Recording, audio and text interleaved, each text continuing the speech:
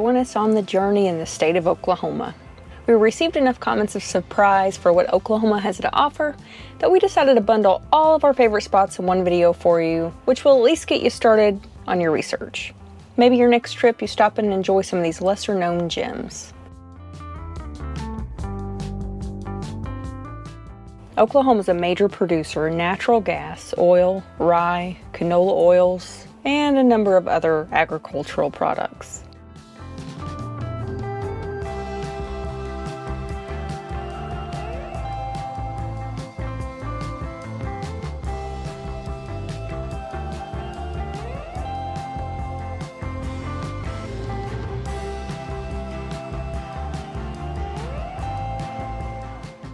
This state's also steeped in Native American and cowboy history.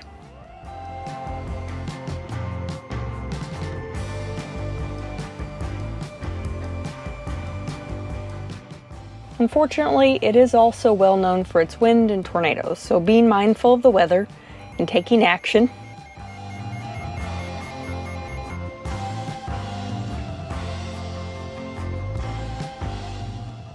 Let's jump right into the northwest area of the state. Let's start this journey in one of our many favorites at Glass Mountain. This location can be found just off of a highway in seemingly the middle of nowhere. It gives you a beautiful view for a picnic, a little history. Glass Mountains or Gloss Mountains. In February of 1873, the name Glass Mountains appeared in a map issued by the Federal General Land Office. 2 years later, the same office issued another map calling them the Gloss Mountains, thus participating a conflict that continues to this day. Or a brave hike with a sudden 1,500 feet in elevation if you want it. One of the main ingredients in drywall is gypsum, and they press that in with other chemicals to make drywall. I didn't know that. With the perfect view of both the east and the west, we found this to be the perfect location for a sunrise or a sunset.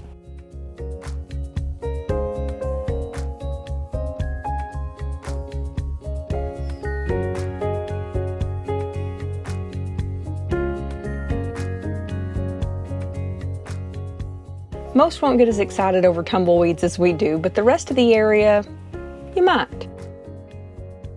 Not far from here, a state park provided us a perfect little oasis. Its namesake on display as this natural, seemingly boiling springs bubble out of the earth, surrounded by a number of trails.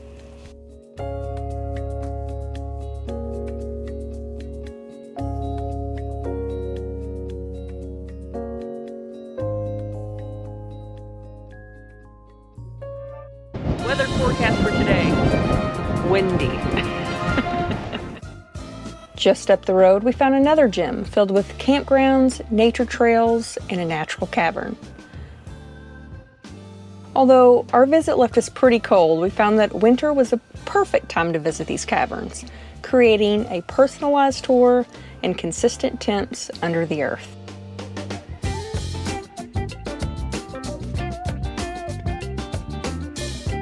They're hibernating now, and they get in these bigger groups or clusters. They'll stay like this throughout the winter time. My heart rate's just now coming down. A lot of times the ones by themselves are going to be males that are hanging out by themselves.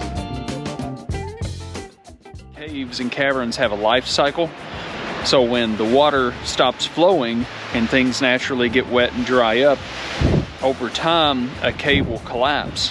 And sometimes it creates small caves that you might have to crawl through or a human couldn't even get through for bats and animals and stuff like that. And sometimes they make complete huge sinkholes, and that's what this is. This is Cedar Canyon. It said that this used to be a cavern that has collapsed, and now it's, home to trees and animals and wildlife and the occasional hiker.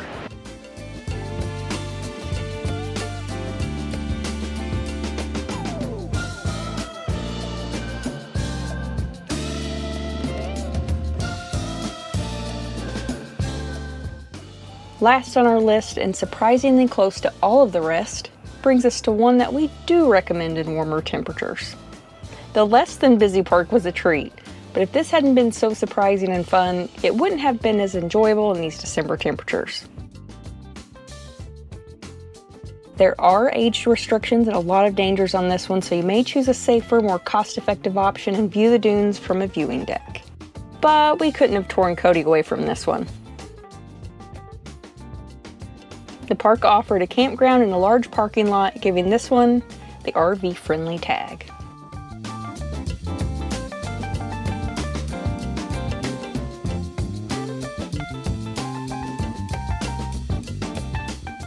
Little Sahara State Park is really an off-road vehicle park for the most part. There looks like there's an overlook. You can walk out and see it on foot, but for the most part, you got to be in a vehicle, an off-road vehicle of some sort.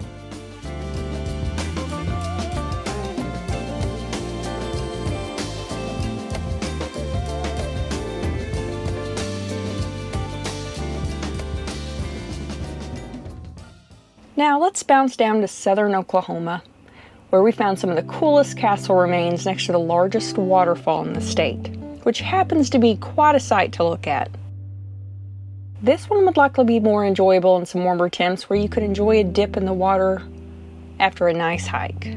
Or maybe in the fall, where you have a little more fall foliage to look at. But touring all of the castle remains on site will get your legs burning all on its own. We gave this one an RV-friendly tag due to the parking and camping options in the park. And although we felt that the price was a little high for the winter, the pricing still hit the cost-effective mark for us if you take in all that this park has to offer in a day.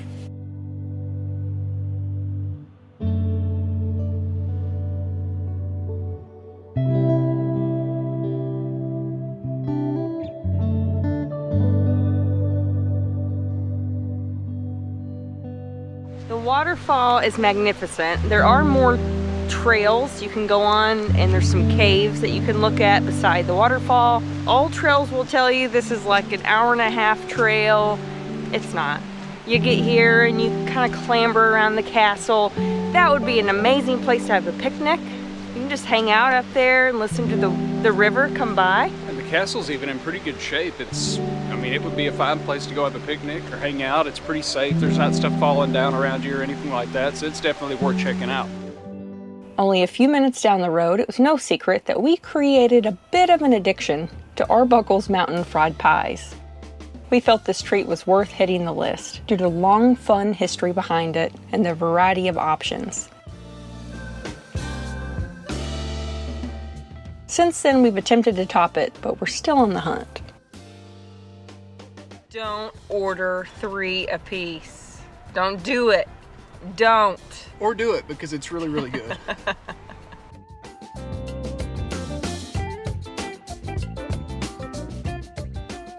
About an hour down the road, there's an area packed with history that you could explore all day, but we kept it to this one site since it was packed all on its own and free.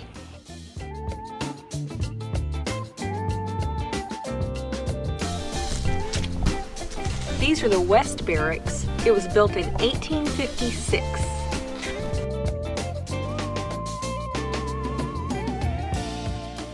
Now let's take this journey a bit to the northwest, where we found an area that exceeded all of our expectations.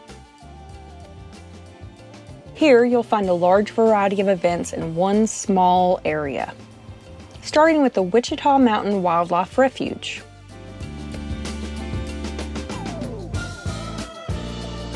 I need to get this grass over here. The grass is greener on the other side. Which also leads you straight to a mountain view.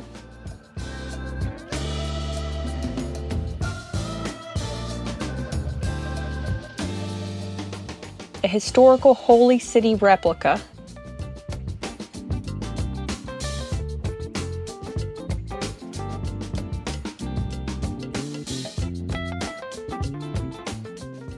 And to a restaurant packed full of history and fantastic food.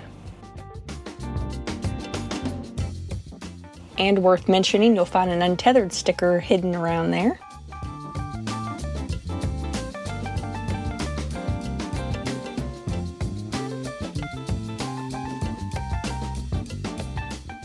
Our favorite part of this journey ends at the end of the road in Medicine Park, Oklahoma.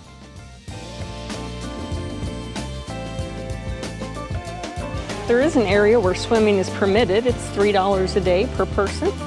can pay to come swim. We don't see that right now. We do see a lot of fishing though. Here you'll find a town full of history, notorious cobblestone, and fun shops. We stretched out our stay, but this could be packed into one big fun-filled day if you set your mind to it.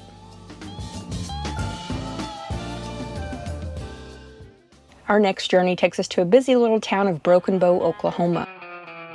Although so much is going on here, our journey entailed some nature, some indoor fun, some breweries, wineries. And although not everyone in our party was excited about some of the kids' stuff we chose to do, we still had a great time. I've been here for 5 days. Smoke, I didn't think I'd ever see you again. Hugs.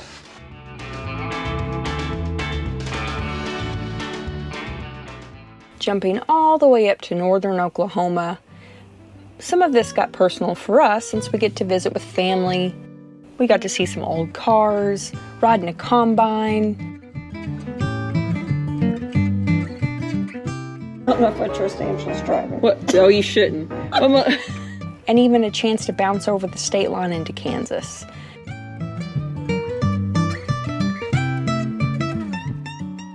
While there, we enjoyed a quick stop at Wilkins Truck Chrome and even got a specialized tour from Mr. Wilkins himself.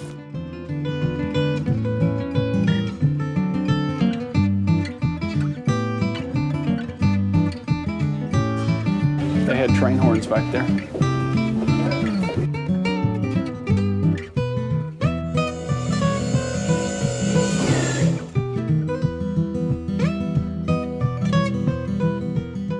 As kids, Tulsa, Oklahoma was a fun, big town that we could travel to and spend a weekend. So although we've spent a lot of time in this really fun town of Tulsa, Oklahoma, most of it was pre-YouTube, it offers a lot of variety.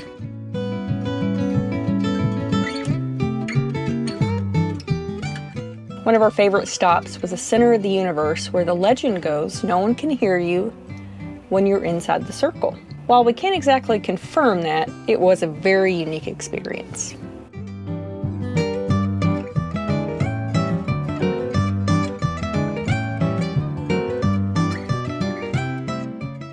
Here on the eastern portion of Oklahoma, we have some never-before-seen clips where I explore an area with my parents, showcasing an archaeological site rich in history that traces back to trading throughout the entire U.S. I never saw Yeah, any of these those at the are beach. called lightning welts. They come from the Gulf of Mexico, but the ones at Spiro were chemically traced. Well, they were traced to the Florida Panhandle region.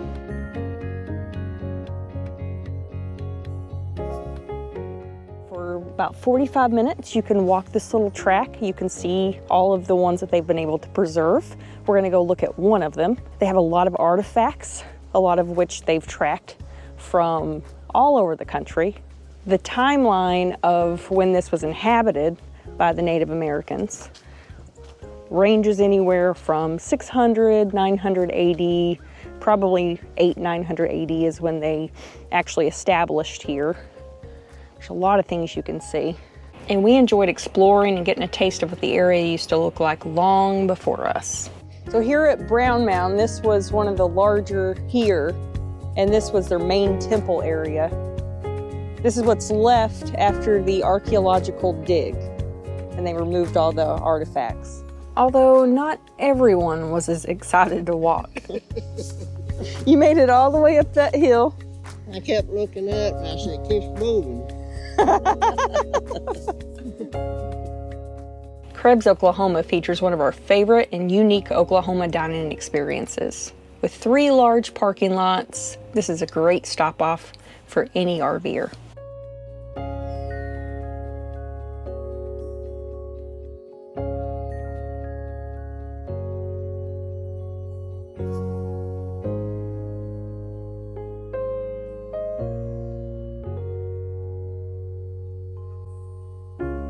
I'm eating my breakfast spaghetti. We got here just before 8 o'clock last night, and they were packed. This place was full. We had big horse trailers in the lot, cars parked everywhere. We didn't have to wait very long, luckily, because it was just the 2 of us, but we had an incredible meal. and a lot of leftovers. If you guys haven't been here, you should come check it out. If you're driving through the area, it's right off of a main highway. They've got 3 parking lots, so if you're coming through with your rig, there's plenty of places to park and have dinner.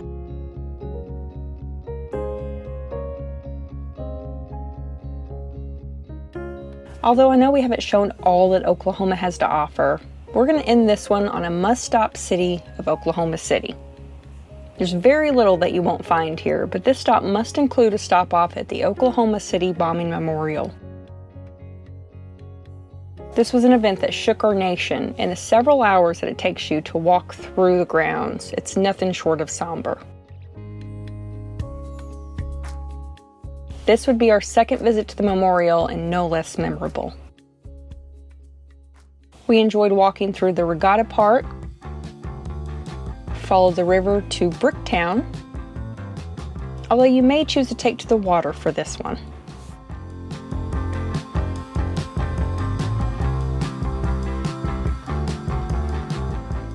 And although we try to limit our museum stops, the Cowboy Heritage Museum was also a must-see.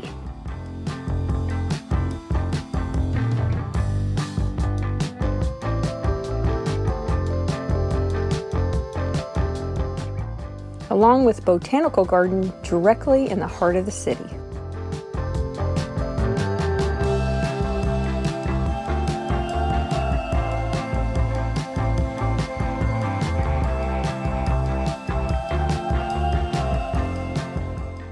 This year, we added Wheeler Park to the list. You could stop off for a quick visit, or spend hours riding along the river, have a picnic, enjoy a relaxing hammock, or spend the day with your family. I also enjoy a Ferris wheel ride, especially a cheap one. They even offer day and seasonal passes where you could get unlimited rides. How could you not stop off here? Don't get me wrong, I still have a list of places I want to see in Oklahoma, but hopefully this gets you started on your research for your next trip. Make sure you save this video to help you trip plan for later. If you want to pop down some other options for viewers in the comments, that'd be great too. We always appreciate you joining us, and we will catch you on the road.